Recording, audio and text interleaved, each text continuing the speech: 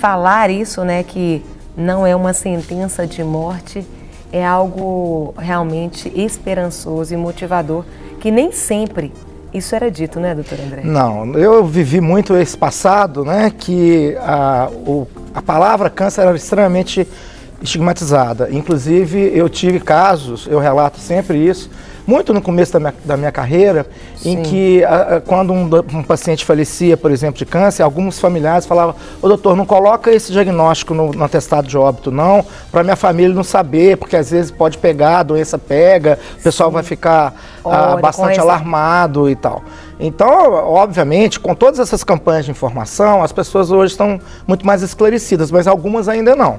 Algumas ainda acham que ter câncer significa que a pessoa vai morrer. Isso absolutamente não é verdade. Sim. A gente hoje consegue curar a grande maioria dos casos no diagnóstico mais precoce. Sim. E mesmo os mais avançados, os tratamentos melhoraram muito.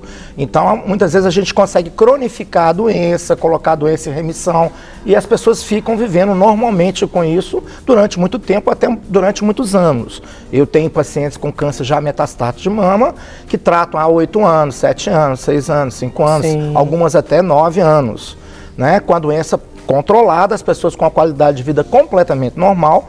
E como nós conversamos no passado aqui, algumas semanas atrás, a ideia é que muitas vezes esses cânceres vão ser cronificados, como é, por exemplo, hoje a AIDS. Esse coquetel antirretroviral moderno, o vírus praticamente desaparece, a pessoa tem uma vida normal, fica tomando aqueles medicamentos e há vamos dizer, uma harmonia naquela situação, né? Isso, a tendência do câncer é essa, nós cronificarmos a doença avançada de forma que ela não incomode a pessoa e a pessoa tem uma vida normal desde que mantenha o tratamento.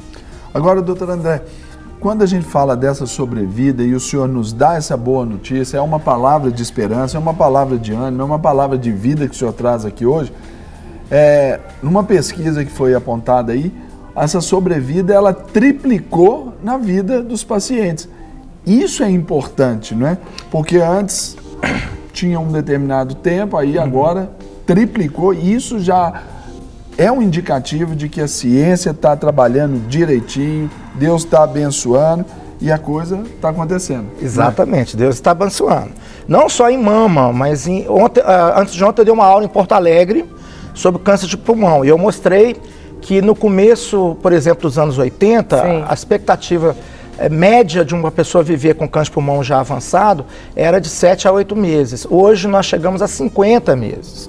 E é um número parecido com o de mama também. Isso, sobrevida, que nós chamamos de mediana. Ou seja, ao final desse período, metade dessas pacientes ainda vai estar viva, 50 meses depois do diagnóstico. Né? Então, são alguns bons anos que se passam. Isso antigamente era medido em meses.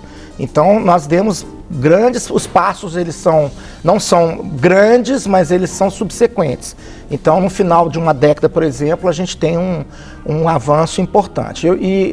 Nos países desenvolvidos, eles têm observado uma queda de mortalidade por câncer de mama de 1,2% ao ano. Ou seja, ao final de 10 anos, você tem uma queda de quase 13% na mortalidade. E isso desde a década de 90. Então, os números são muito positivos nesse sentido. Isso é bom, né? Eu queria perguntar para o senhor, doutor, na questão da alimentação e atividade física, a pessoa que está no processo, no tratamento, a diferença na questão da alimentação, e ela pode ter alguma atividade ou não, ela fica muito debilitada? Fala um pouquinho para a gente, por favor. Olha, durante o tratamento, normalmente a pessoa não tem tanta disposição para práticas de exercício mais pesados, né? Uma caminhada, eventualmente uma hidroginástica, uma atividade física mais leve, são recomendados. Agora, sim, tem alguns cuidados, por exemplo, o sol é problemático. Quando a pessoa faz, por exemplo, quimioterapia, a maior parte das drogas é fotossensibilizante. Então, se a mulher se expor ao sol, ela pode ter manchas e até feridas na pele, né? Então, a gente pede muito rigor durante o tratamento com a quimioterapia para usar um bom protetor solar, usar chapéu, etc., lenço, e não se expor ao sol na medida do possível. Agora, a gente também não consegue viver, sim, totalmente sem sol. Agora, depois do tratamento quimioterápico, às vezes a pessoa está em manutenção com hormonoterapia, etc., ela pode voltar totalmente à vida normal, né? Inclusive de atividade física. A atividade física, não só ela é sugerida, como ela é reforçada. Por quê? Sim. Porque tem estudos mostrando que o exercício físico, tanto para câncer de mama quanto para câncer de intestino, diminui a possibilidade de recaída da doença. Olha. Então, a gente sempre recomenda, você vai ter uma dieta muito adequada, muito apropriada, aquela dieta que nós discutimos, rica em legumes, verduras, frutas, grãos, carne branca, e vai praticar exercício físico com regularidade.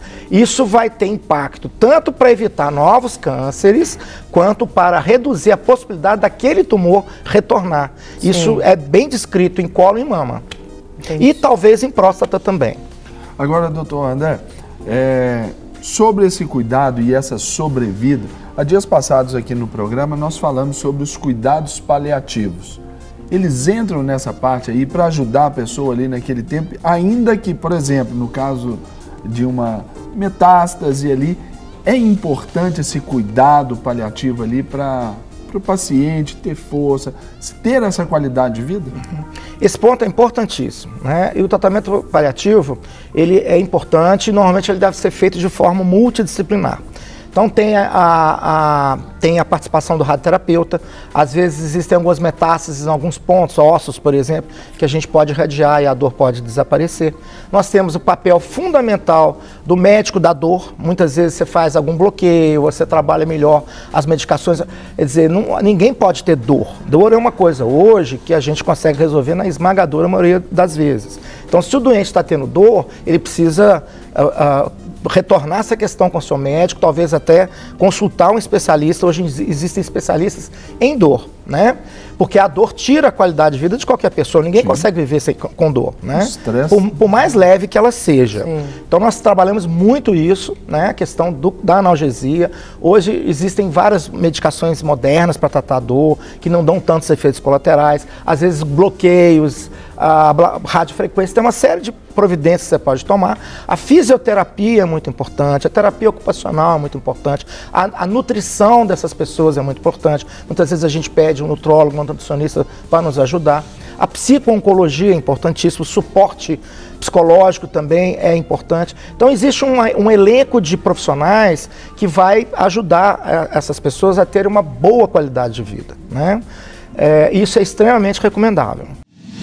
Para receber todas as novidades do canal, inscreva-se e, se curtir o vídeo, clique em gostei. Aproveite para acompanhar a Rede Super nas redes sociais.